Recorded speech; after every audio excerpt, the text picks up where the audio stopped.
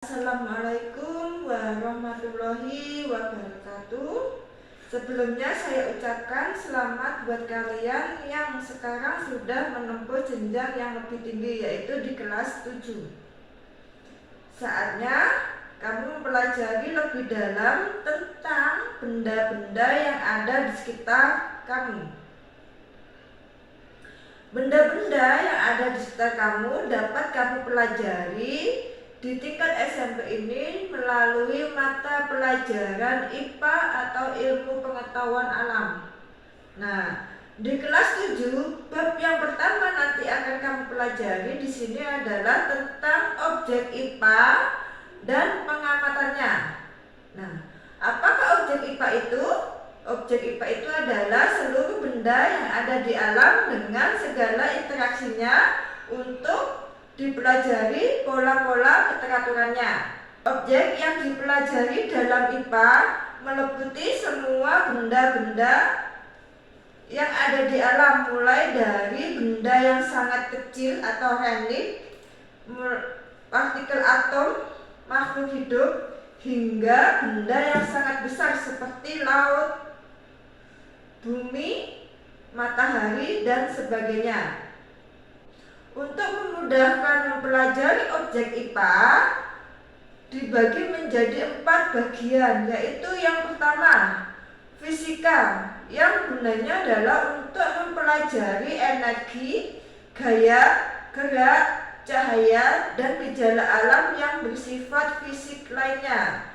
Kemudian ada kimia, untuk mempelajari materi, penyusun, dan perubahan zat. Ada juga yang namanya biologi. Biologi di sini adalah untuk mempelajari sistem mulai dari yang berukuran relik hingga lingkungan yang sangat luas. Ada ilmu bumi dan antariksa yang mempelajari tentang asal-usul bumi beserta perkembangannya dan keadaannya saat ini. Ada bintang, planet, dan benda-benda langit lainnya. Pengukuran sebagai bagian dari pengamatan, di mana pengukuran ini nanti kita akan berbicara tentang besaran pokok dan besaran turunan. Pengukuran, apakah pengukuran itu? Pengukuran merupakan kegiatan membandingkan suatu besaran dengan besaran yang diukur dengan alat ukur yang digunakan sebagai satuan. Besaran merupakan segala sesuatu yang dapat diukur dengan alat ukur dan nilainya dapat dinyatakan dengan angka. Contohnya 30 meter, di mana 30 ini merupakan besaran dan meter ini merupakan satuan besaran panjang. Kemudian ada 10 liter, di mana 10 ini merupakan besaran dan liter ini merupakan satuan dari besaran volume. Besaran pokok. Besaran pokok adalah besaran yang satuannya telah ditetapkan terlebih dahulu dan tidak diturunkan dari besaran lain. Di sini besaran pokok itu ada 7. Yang pertama itu ada panjang, massa, waktu, suhu, kuat arus listrik, jumlah zat, dan intensitas cahaya. Besaran turunan, besaran yang satuannya diturunkan dari besaran pokok. Contohnya adalah luas, yang rumusnya adalah panjang kali lebar.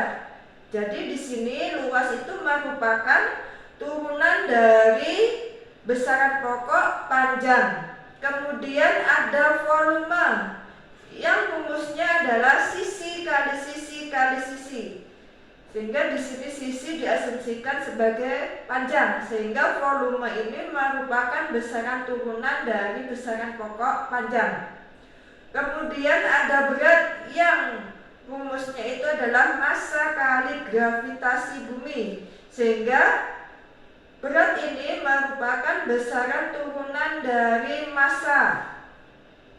Kemudian ada gaya, di mana gaya itu adalah massa kali percepatan, sehingga gaya ini merupakan besaran turunan dari besaran pokok, massa, dan panjang.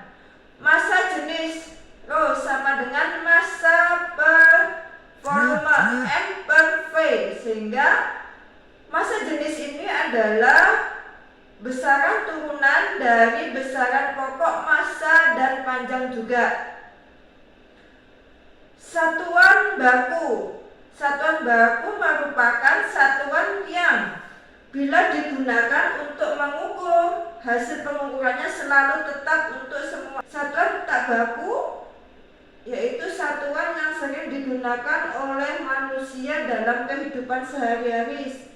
Contohnya adalah satuan tongkat untuk mengukur panjang, kemudian ada satuan kaleng untuk mengukur volume zat.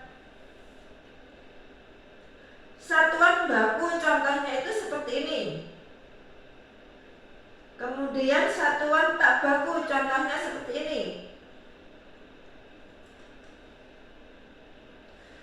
Untuk pengukuran panjang di sini nanti akan menggunakan beberapa alat. Contoh yang paling sering kita gunakan adalah pengukuran dengan menggunakan penggaris, di mana penggaris ini memiliki tingkat ketelitian hingga 1 mm. Ukuran panjang yang kedua itu menggunakan jangka sorong, di mana jangka sorong ini memiliki dua jenis rahang. Yang pertama itu adalah rahang geser yang memiliki tingkat ketelitian 0,05 mm. Kemudian ada rahang nonius yang memiliki tingkat ketelitian 0,02 mm. Kemudian pengukuran panjang yang ketiga itu dengan menggunakan mikrometer skop, di mana mikrometer skop ini biasanya digunakan untuk mengukur benda-benda yang sangat tipis. Misalnya yaitu untuk mengukur ketebalan kertas atau untuk mengukur sebuah plat.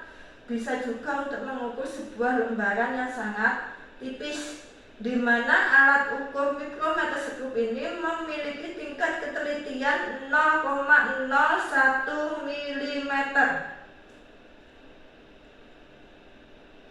Pengukuran massa. Pengukuran massa ini biasanya banyak sebenarnya ya. Yang umum itu adalah dengan menggunakan neraca.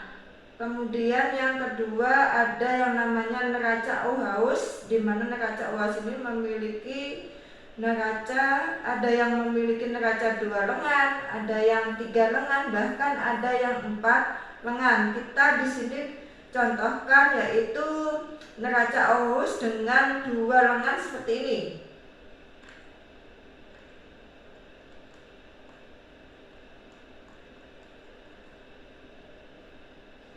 Nah, demikian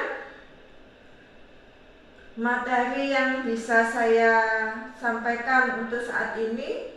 Sekian, terima kasih. Assalamualaikum warahmatullahi wabarakatuh.